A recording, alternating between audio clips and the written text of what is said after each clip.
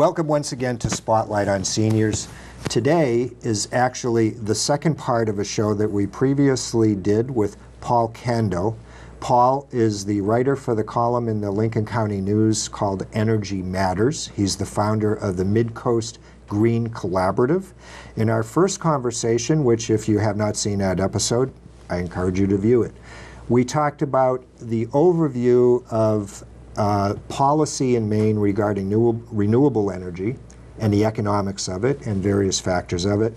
Today, we're coming down into the smaller view of looking at individual homes and energy efficiency matters. And Paul is, through the Mid-Coast Green Collaborative and other sources, he's done countless energy audits, being able to come into a home to assess how energy is being used, how it's being wasted. And so this is a benefit to the individual user today. Paul, here we go again. Thank you for being here. Good to see you. Small correction. Thank you. I am a co-founder of them. Thank you, co-founder of the Mid. Yeah. And who is your fellow founder? Well, the very first fellow founder was Bob Hardina. Bob Hardina, yes. Yeah. Well known in our community. Right, and then of course it gradually evolved so that there are more and more people. It's a collaborative. It's a collaborative, exactly.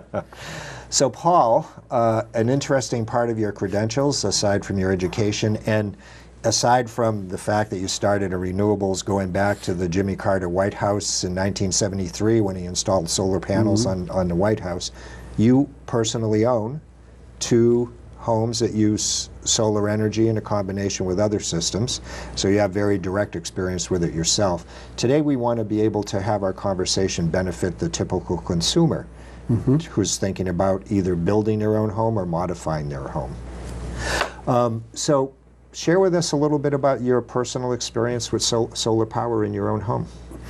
Well, first of all, I am selling the second house. Okay. It's an off-grid summer cottage. But summer cottage. It's okay. a summer cottage, Yep. but our house where we live on Church Street is an old house. Yeah. It probably is like 1920s vintage or thereabout. And when we moved in, or when we bought it rather, the annual fuel consumption was 1,280 or some odd gallons of oil. Yeah. I managed to reduce that to about 800 gallons, only to find out that the 800 gallons now cost more than the 1,280 used to because of price volatility. Prices were going up. And so I did more energy conservation work, but I found out that, geez, you know, this is a lot of money. And so I looked around and decided to heat the house experimentally with wood pellets. Wood pellets, okay. Wood pellets. Yeah. I bought a fireplace insert, and we heated the whole house with that. The result was a 50% cut in costs. Wow. So we said, let's do it again. And so we did it another year. And then I said, well, you want to do it again? And Beth says, you know, we are both pushing 80, and the pellets come in 40-pound bags. And do we really want to do that? And so we decided no. So we sold the pellet burner. Luckily, we sold it for almost the same price we bought it for. Yes. And then decided to do a combination of solar panels on the roof and heat pump. And so that's what we have today. Solar and heat pump. Solar heat pump. Yep.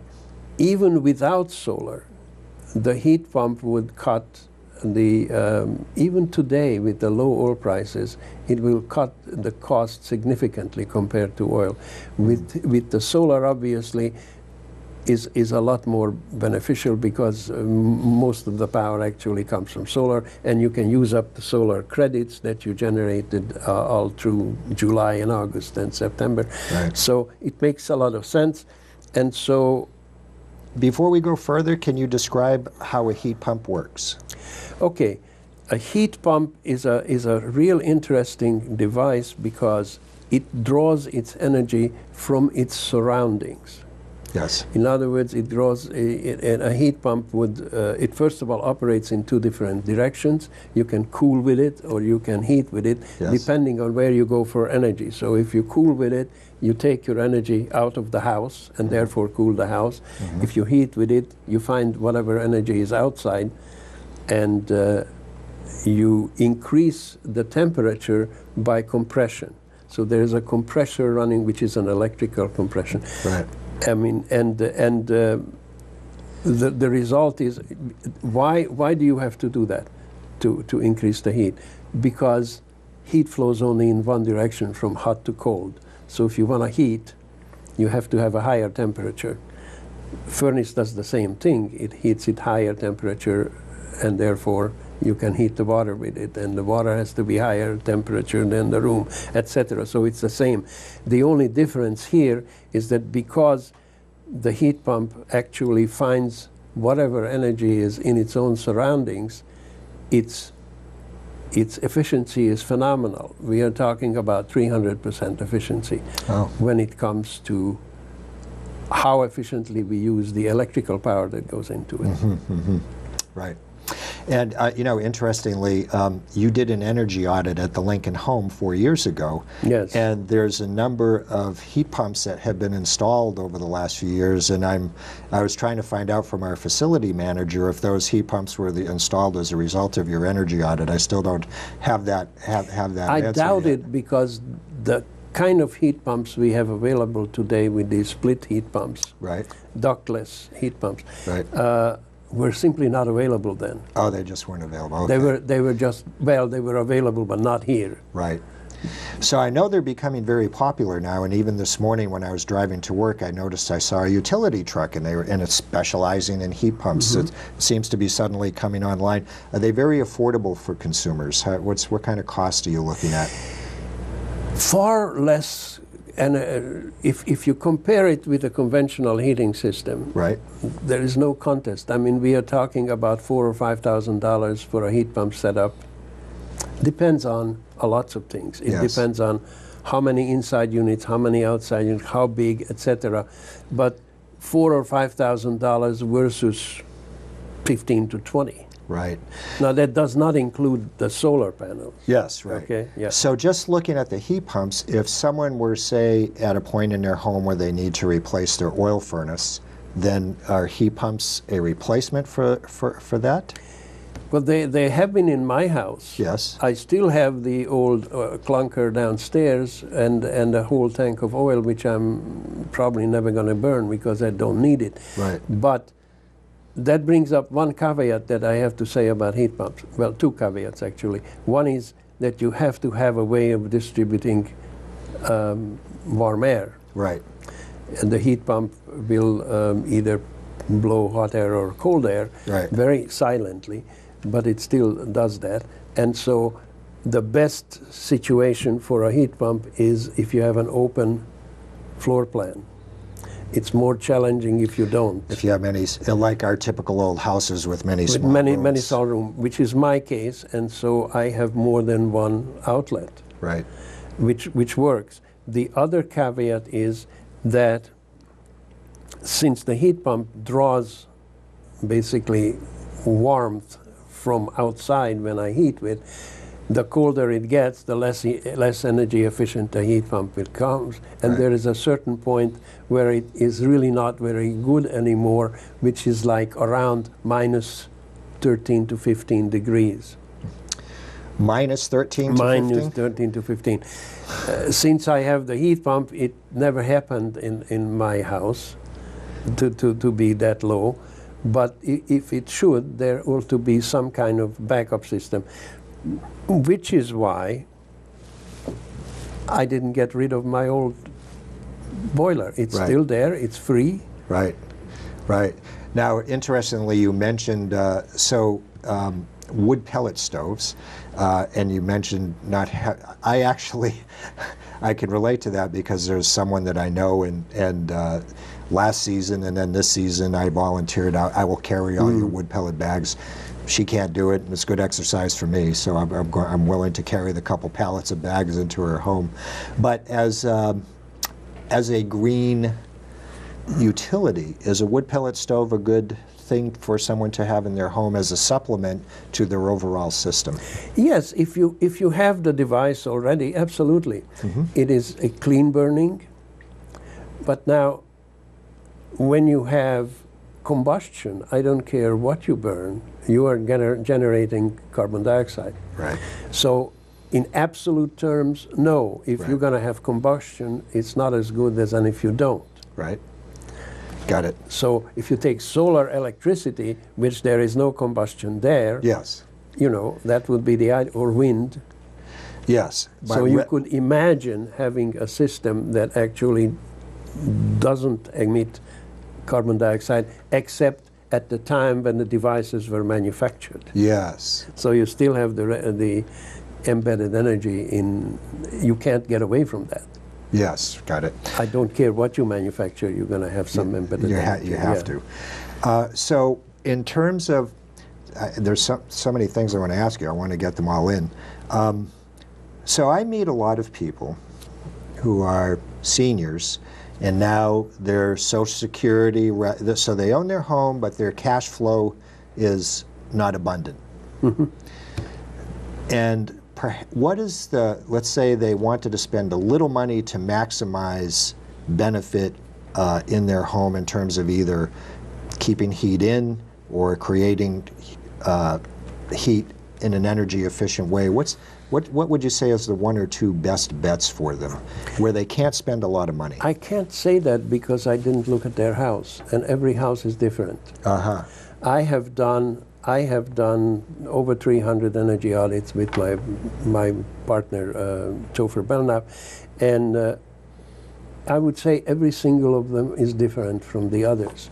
Now, in gross principles, yes, obviously they are all houses and they all have insulation and so forth and so on, but there is so much divergence. I give you an example. In all of the houses we audit in Maine, not surprisingly, the biggest heat loss is always air leaks. Yep. The reason being is because nobody is responsible for air leaks in the whole construction system. Not even now there isn't. So, but then you say, how much of this loss is? Well, on average, about half of your heat loss is, on the average house in Maine, is air leaks. But what is the range? We found as little as 1% to 85%. Goodness. That would be some old revolutionary house or... Well, yeah, I mean, yeah. So I can't give you that, but I can give you this. In the best building standard in the world is the passive house standard. Yes. So if you build a new house, it should be built on passive house standards, even though it might cost you 15% more up front. But it will reduce your energy consumption by 90%. So do your numbers, and it makes no sense for anybody having a new house that doesn't meet that standard. Right. So what are the 5 principles that involved in that? The first is super insulation. The second is no thermal bridges. Now what does that mean? A thermal bridge is where the studs are. Right. Right? There is more heat travels through wood than through the insulation. So that's a thermal bridge. Window frames, door frames, etc. So no thermal bridges. Air tightness, which is measured by a blower door, and so what, in fact, their specification is 0.6 air changes per hour at 50 pascals pressure. Okay, so that's 3. The 4th is energy conserving ventilation. And the 5th is decent windows. Decent windows. Good windows. Yes, good windows. Passive house rated windows, whatever you want to call it. Right. Now, why are these things are important? There are 3 things you have to deal with in every house. Only one is heat loss. Oh. Okay? So you have to control heat flow, you have to control airflow, that's what the air leakage is, and the third is moisture flow. The tighter the house, the less warm air will escape. Right. So the more moisture is trapped in the house. Uh-huh. If you don't take care of it, it's going to destroy your house. So a dehumidification system? So you have to have a dehumidification. Well, in fact, what you have to have is ventilation for another reason too, because you need fresh air, right? Yes. So there are now heat-retaining ventilation systems based on two different principles that are applicable to almost any building you can imagine. Some of them are ducted, so you have to duct air to each room. Others are not. They have been developed in Germany for apartment houses that are totally for retrofit, which operates in a different principle with pairs of fans. Anyway, that's just as important as cutting your heat losses. Mm-hmm. I'm not familiar enough with this, so guide me in the right direction. There's now, I believe, so like winter storm windows that are inside the house. Yes. Are they custom made to fit your own frames, or how does that work?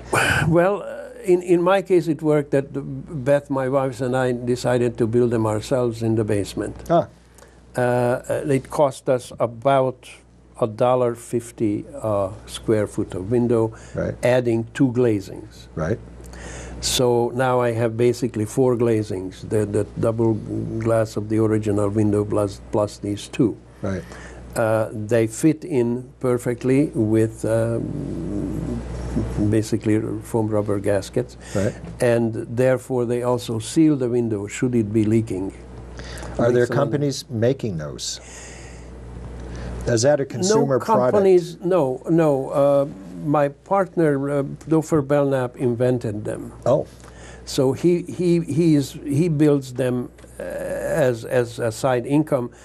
Also, there is an outfit whose name I can't quote. It's a volunteer outfit in Camden. They're producing it. Oh, they're producing it. They're producing it. We used to offer a course to teach people how to build their own. There is still, you can go on our website, mitkosgingalavri.org, and see how they are made. I see, okay. Well, we have a lot of do-it-yourselfers in Maine. Right. I did see some I have some friends in the Catskills in New York, and I saw some there, but I have a feeling they had them just made for their particular, it's a retreat center, I think they just had it made for there. The first add-on system that I ever saw was actually in Virginia in the old what's the name of the president's estate? Oh, Monticello? Yeah, Monticello, thank you. They could not replace the original windows because they're historic. Right. So they had a Velcro system. A Velcro system? Yeah, it was a Velcro system. And today that won't pass muster because what we have now locally made are much better efficiently wise. But that was the first time I saw the inside. Got it. So let's shift gears and talk about solar in people's homes. How practical is it, and how expensive is it? And let's talk about these things. Well, let's just say that the cheapest the cheapest form of energy that you can have is what somebody called the negawatts. In other words, the energy that you don't use. If you invest in that in terms of energy conservation, roughly you're going to have the return on it would be about 3 cents a kilowatt hour. Solar will give you about 11 to 12 cents a kilowatt hour benefit. So solar is more expensive, but it's sexier. You can see it and so forth. Now, in the beginning, when I started to do energy audits, I was firmly convinced that you really have to beef up your house before you think about solar. I have revised that for the simple reason because even if you're wasting a heck of a lot of heat, at least what you get from the solar part is free. Right. So and so therefore you can save money with the solar system. I estimate my solar system will be paid for, well, I already paid for it because Right. of the previous improvements, but the payback is about 7 years. 7 years, okay. 7 years for my solar system, which is 5.2 kilowatts on the roof. And so that means that after that, it's a net gain. It's already paid for. I have Right. I have an electric rate locked in for the next 40 years Yeah. until my, solar panels fall apart or something like that. Right. What are you feeling about the state of the art currently in battery storage? Tesla just announced that they're opening up the first part of their Gigafactory. Yes. Just a couple weeks ago they announced that. There's other companies making home battery storage units. There's the older system of the deep cycle 12-volt battery systems. Are they effective? Well, the deep cycle batteries have been around a long time. A long time, yeah. They are still the most economical. Yeah, They weigh a lot because they are lead acid. Each battery is 100 pounds or more?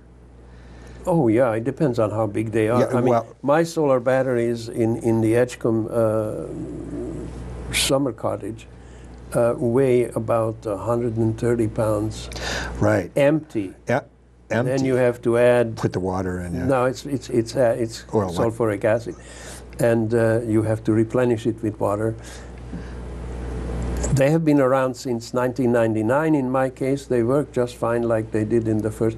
The only maintenance I have to do on them is about twice a year. I add some distilled water. And how are you feeling about for example, the Tesla Powerwall? The Tesla Powerwall is basically the same technology as used in electric vehicles, including It's a the lithium Prius. battery. It's a lithium-ion battery, and they are great. They cost more. They, if you don't treat them properly, they can be dangerous. Oh, okay. I mean, they can explode and things like that. Oh, goodness. All right. That has been engineered out of cars and so forth and so on. What I find most interesting as a potential is, and it's not an original idea either, I borrow it from Germany. Imagine a whole lot of people having electric vehicles. Yes. They all have batteries. Yes. You hook it up to your house because you have to charge them. Right. Well, you make a deal with the utility. The utility will charge them, but they could also draw on them if they need extra power, which means you don't have to have a separate storage unit. So it's a two-way flow. The cars can either be charged Right. or they can be a reservoir of power. Right. So you already have $3,000 worth of battery inside of a Prius. Right. And if you're going to go a Tesla, you're going to have more in there. Right. So now, then you have the Tesla Powerwall. It's the same technology. The current, they originally offered the 10 kilowatt and the 7.5 kilowatt unit. They did away with the 10 kilowatt because they realized people didn't really want it. Mm. A reason being is that the 7.5 is enough for overnight storage. And they instead are focusing on other scales. In other words, who says that everybody has to buy their own solar or own storage? Wouldn't it be more sense to have a trailer load size storage unit for the town? Or a small neighborhood or block. Right, a neighborhood. So now we're getting into the macrogrid issue.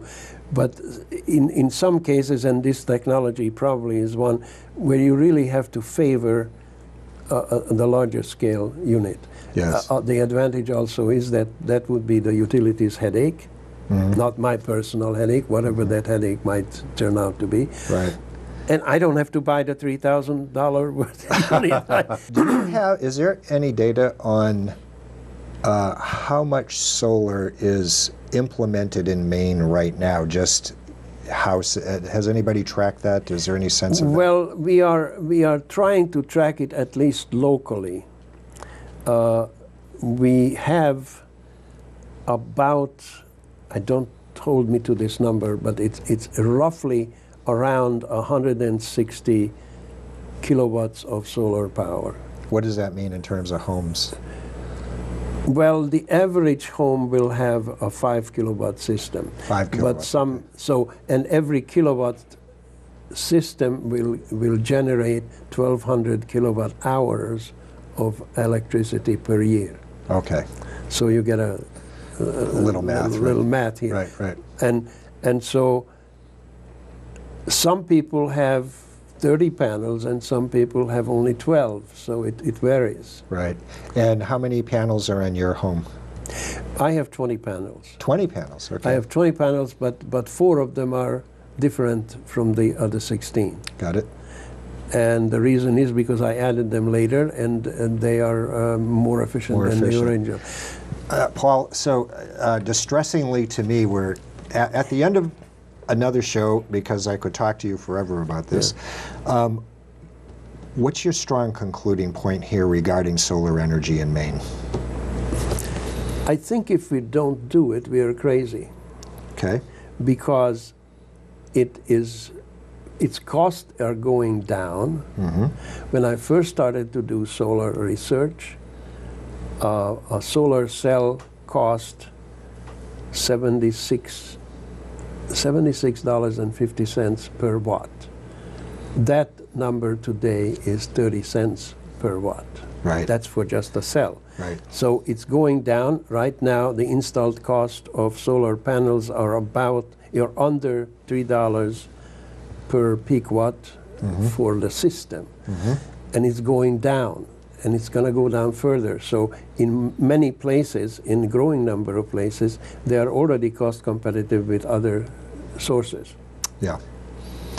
Well, it's all I can say is that if we don't do it, we are nuts. If we don't do it, we're nuts. It's always made sense to me. I've always regretted that somehow our society didn't take this on like the Apollo project. You know, we're going to the moon. That's it. Here we go. And that the political forces lined up, and and so what we need in Maine is the political leadership and your activism, technical leadership, training, education. People are very, let's say, ignorant of the details of what energy is and how it works, and that makes it hard. Yes. Because understandably, then they are suspicious about everything new. Right. You have to understand some of it, so we need more education. Yes. Very much. Paul, thank you for your activism. Thank you for your knowledge and sharing it with our community, and thank you for being on the show today. Thank you, Steve. Thank you. It was a fun. There we are, another episode of Spotlight on Seniors. See you next time.